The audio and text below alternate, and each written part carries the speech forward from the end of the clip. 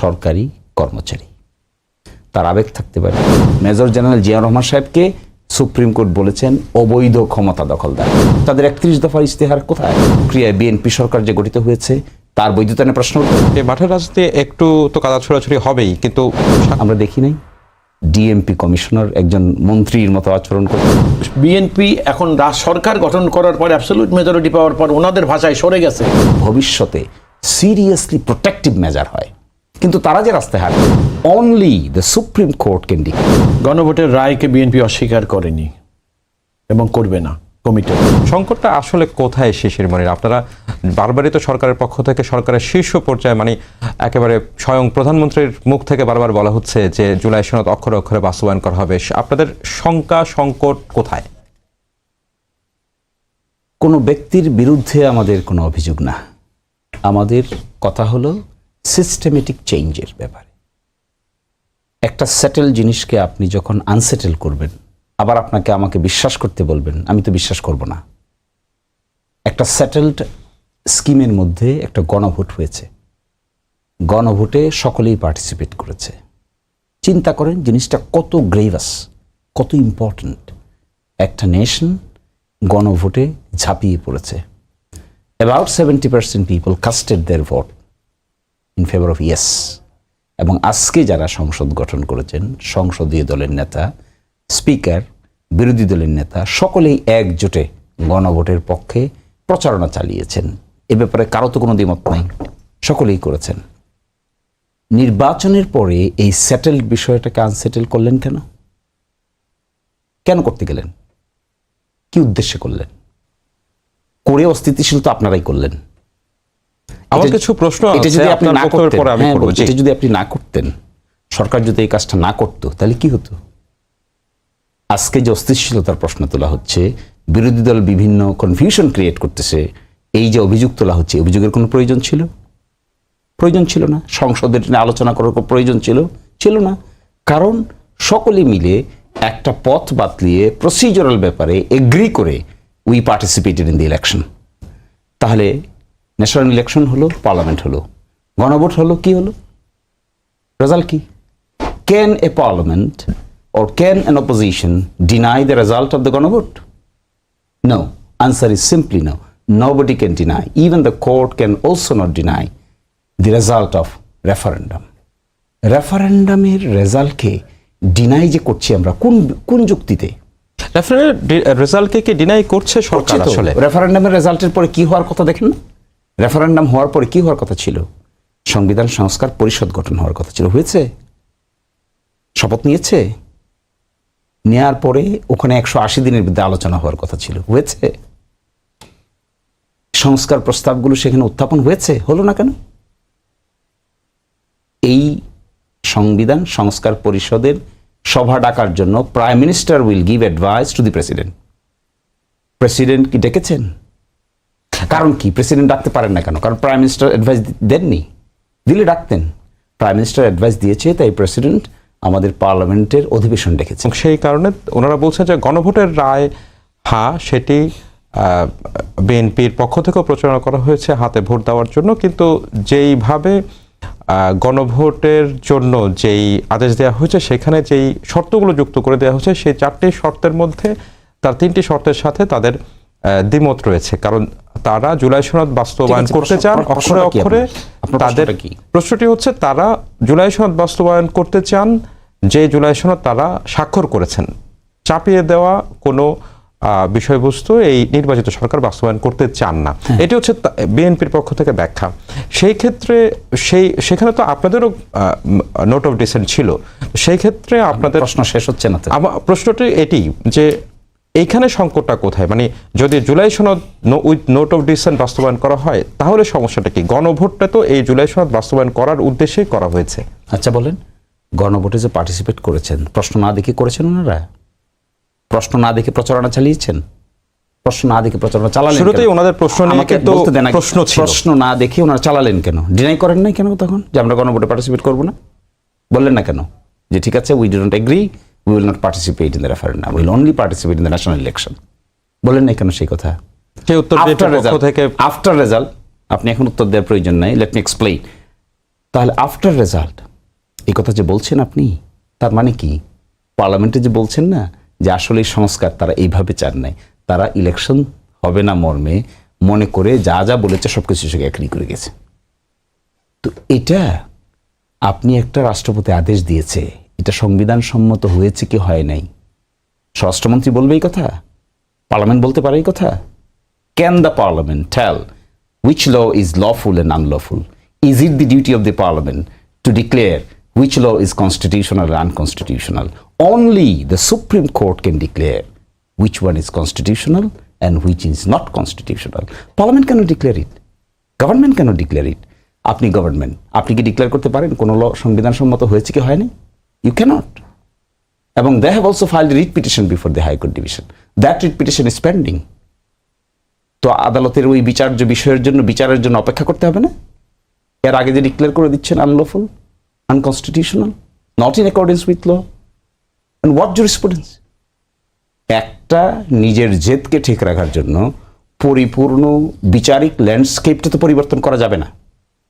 আপনি যদি পরিপূর্ণ বিচারিক ল্যান্ডস্কেপকে পরিবর্তন করে ফেলেন আপনার জেদকে ঠিক রাখার জন্য, যেটা বলছেন এটাই ঠিক অন্যটা ঠিক না, এই কথা যদি রাখতে চান মেজরিটির জুড়ে রাখতে পারবেন, ক্ষমতা আছে, মেজরিটি আছে, 2/3 মেজরিটি আছে, বলতে পারবেন, কিন্তু দিস ইজ নট প্রপার। আপনি পলিটিক্যাল কমিটমেন্টের জায়গায় you must show you are sincere. কি সিনসিয়ারিটি? গণভোটের মতো 70% মানুষের রেজাল্টের পরে যা গঠিত হওয়ার কথা ছিল তা গঠিত হলো না কেন? ডিভাইড হয়ে গেল। বিরোধী দল শপথ নিল, তারা শপথ নিলেন না, আপনারাই তো ডিভাইড করলেন। আপনারা যদি মনে করেন যে এই আদেশটা এরকম হয়নি, আপনারা এটাকে অন্যভাবে দেখবেন, তাহলে পার্লামেন্টে বিল আনবেন, আলোচনা হবে। আমি যদি একটা প্রশ্ন করি, সেটা হচ্ছে বিএনপি নির্বাচনের আগে তাদের যে ইস্তেহার, সেই ইস্তেহারের মধ্যে ক্লিয়ারলি উল্লেখ করেছে যে বিএনপি যদি জনগণের ভোটে রাষ্ট্র পরিচালনার দায়িত্ব পায় তাহলে বিএনপি যেই জুলাই সনদে তারা স্বাক্ষর করেছে সেই জুলাই সনদ বাস্তবায়ন করবে। বিএনপি 2/3 আসন পেয়েছে এই নির্বাচনে, এই জাতীয় নির্বাচনে, ত্রয়োদশ জাতীয় নির্বাচনে। বিএনপি যদি সেই ইস্তেহার, সেই প্রতিজ্ঞা এবং সেই বক্তব্যের উপরে ভিত্তি করে জুলাই সনদ বাস্তবায়ন করতে চায়, যে এই জুলাই সনদ তারা স্বাক্ষর করেছে, সেইখানে আপনাদের দ্বিমতটা কোন? সেখানে আপনাদের দ্বিমত করতে পারেন কিনা, মানে সেখানে আপনাদের দ্বিমতটা কোথায়? এই বিষয়েই জানতে চাই অ্যাডভোকেট মাসুদ আহমেদ তালুকদার আপনার কাছে। এই যে দুঃসাহস আপনারা দেখাচ্ছেন গণভোটের যে ম্যান্ডেটের সাথে গড়িমসি করে বিরোধী দলের পক্ষ থেকে বলা হচ্ছে, ব্যারিস্টার শিশির মনির বলছেন, সেই দুঃসাহসের ফলে বিএনপি কি জনগণ থেকে বিচ্ছিন্ন হয়ে পড়বে, যে বক্তব্য ওনারা দিচ্ছেন বিরোধী দলের পক্ষ থেকে, সেরকম কোনো সম্ভাবনা আছে কিনা? জি, আপনাকে ধন্যবাদ জনাব শিশির মনির এবং আমাদের বক্তব্য যারা শুনছেন। দেখুন, দুইটা জিনিস আমি খুব স্পষ্টভাবে বলে তারপর আমি একটা একটা করে, কারণ আমার বন্ধু অনেকগুলো কথা বলেছে। গণভোটের রায়কে বিএনপি অস্বীকার করেনি এবং করবে না, কমিটেড। জুলাই সনদ বাস্তবায়নের জন্য বিএনপি সরকার গঠন করার পরেও সরকার প্রধান যিনি মাননীয় প্রধানমন্ত্রী, তিনি টাইম অ্যান্ড অ্যাগেন আটারলি বলে যাচ্ছেন, এবং আদার মিনিস্টার্স অব দি, তাহলে আপনার সংবিধান সংশোধন করার জন্য সংসদ ছাড়া আর কোনো পরিচয় নেই। যারা নির্বাচিত হয়েছেন সংসদ সদস্য ছাড়াও তাদের কোনো পরিচয় নেই।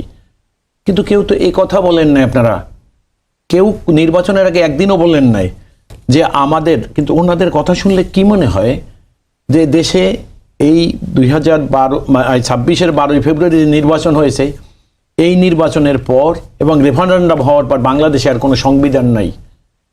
জুলাই সনদ সংবিধানের সেই স্থানটাকে দখল করেছে, এটা হলো ওনাদের বক্তব্য। আর আমাদের বক্তব্য হলো জুলাই সনদে আর্টিকুলেটেড যে বিষয়গুলো ছিল, যেটা সংবিধানে সন্নিবেশিত করে থ্রু অ্যামেন্ডমেন্ট, যেটা ওনারা সহ সকল রাজনৈতিক দল টু সাম এক্সটেন্ট কোনো সেভ অ্যান্ড এক্সেপশন কিছু ইয়াতে, যেমন বিএনপি কিছু বিষয়ে দ্বিমত পোষণ করেছে, ডিসেন্ট দিয়েছে, এবং তারা বারবার বলে গেছে। এবং আপনি দেখবেন ওই জুলাই সনদেই লেখা আছে রাজনৈতিক দল নির্বাচনে জেতার পরে তাদের দলীয় যে ইস্তেহারে উল্লেখিত বিষয়সমূহ তারা তাদের মতো করে নিতে পারবেন, সেটা কিন্তু ওনার, এবং এটা নিয়ে নানা রকম কথা বলে। এবং আরও মজার জিনিসটা আমি আপনাকে বলে দিই, এই জুলাই সনদের প্রস্তাবনা যারা তৈরি করেছেন, কনসেনসাস কমিশনের যারা সদস্য ছিলেন, একজন মানুষও কিন্তু বিএনপির আদর্শের রাজনীতিতে বিশ্বাস করা ছিলেন না ওইখানে, একজনও না। বরং আমার বন্ধুদের যে রাজনৈতিক দল, সেই দলের ছাত্র সংগঠন করা লোক 2 জন ছিলেন, আমি নাম বলবো না তাদের, কারণ তারা 2 জনই আমার বন্ধু, 2 জন এখানে ছিলেন। এবং আপনারা দেখবেন তাহলে জুলাই সনদ এখানে যদি ওই বিএনপি এখন সরকার গঠন করার পর অ্যাবসলিউট মেজরিটি পাওয়ার পর ওনাদের ভাষায় সরে গেছে, তাহলে আপনি দেখেন আরো একটা অভিযোগ কি করে জানেন, সরকার যেন জনগণের মতামতকে তোয়াক্কা না করে, মানে অস্বীকার না করে, সরকার যেন স্বেচ্ছাচারিতা করে মানুষের চেক দেয়া, এইটাকে চেক দেওয়ার ক্ষমতা বিরোধী দলের নাই। কিন্তু বিরোধী দল সরকারের এই ধরনের কোনো দুর্বলতা থাকলে সেগুলা সমালোচনা করবে, গঠনমূলকভাবে সরকারকে সংশোধন করার জন্য সহযোগিতা করবে এগুলা বলে। এবং সরকারের রেফারেন্ডামটা ছিল কেন, এদেশে কিছু অরাজনৈতিক দলকে ইম্পোর্ট করেছিল, যারা এই অরাজনৈতিক দলগুলা কারা ছিল, বিদেশ থেকে আনা, এরা ছিল ওই যে কি বলে এনজিওজীবী এবং পরগাছা। তাদের সাথে চিরকালই রাজনীতিকদের, আমার বন্ধুর রাজনীতির সঙ্গেও রাজনৈতিক দলের সঙ্গে তাদের একটা বৈপরীত্য চিরকাল ছিল। তাদের একটা ধারণা রাজনীতি করা মানুষটা কিছু বোঝে না, দেশকে ভালোবাসে না, দেশের ভালোবাসা সব ওই অরাজনৈতিক লোকদের, যারা রাজনীতিবিদদেরকে বা রাজনৈতিক করা মানুষদেরকে কখনো গ্রহণ করতে পারে না স্বাভাবিকভাবে। সে কারণেই বারবার ক্ষমতা হানা দেওয়ার চেষ্টা করেছে, রাজনীতিকে সরিয়ে দিয়ে অরাজনৈতিক ব্যক্তিরা রাষ্ট্র ক্ষমতা দখল করার। এবং আপনি দেখবেন সেই জন্য জনাব শিশিরমণি, একই প্রশ্ন আবারও, এটি একটু সংক্ষেপে উত্তর দেওয়া যাচ্ছে, আমরা আরেকটি বিষয়ে যাব। সেটি হচ্ছে যে আবারও আমরা দেখলাম সরকারি দলের পক্ষ থেকে অ্যাডভোকেট মাসুদ আহমেদ তালুকদার আবারও বললেন যে আপনারা এক ধরনের প্রোপাগান্ডা চালাচ্ছেন। আমি এর সাথে একটু করে যুক্ত করতে চাই, সেটি হচ্ছে বিরোধী দলের পক্ষ থেকে এক ধরনের আলোচনা রাজনীতির মাঠে ছিল যে বিএনপি ভারত ঘেঁষা হয়ে পড়ছে কিনা, ভারত ঘেঁষা হয়ে পড়ছে এরকম। আমরা দেখলাম যে 66 বছর পরে পদ্মা ব্যারেজ বাস্তবায়ন করার জন্য আজকে একনেকে প্রধানমন্ত্রী সেটি অনুমোদন দিয়েছেন, এবং সেখানে স্পষ্টতই ভারতের বিরোধিতা রয়েছে এই বিষয়গুলোতে, পদ্মা ব্যারেজ, তিস্তা ব্যারেজ, এই বিষয়গুলোতে। তো যেই সরকারকে আপনারা ভারতমুখী সরকার হিসেবে দেখানোর চেষ্টা করছেন বা বিরোধী দলের পক্ষ থেকে দেখানো হচ্ছে, সেই সরকারই আবার ভারতের বিরুদ্ধে গিয়েই হচ্ছে বড় মেগা প্রকল্প নিচ্ছে। যেই সরকারের যেই দলের বিষয়ে বিরোধিতা হচ্ছে, যে এনসিপির নাহিদ ইসলাম, তিনি বলছেন যে হেফাজতে ইসলামের সময় বিএনপির যে ভূমিকা, সেই ভূমিকা নিয়ে আলোচনা করা দরকার, প্রধান একটি বড় রাজনৈতিক দল হিসাবে তার ভূমিকা কি ছিল।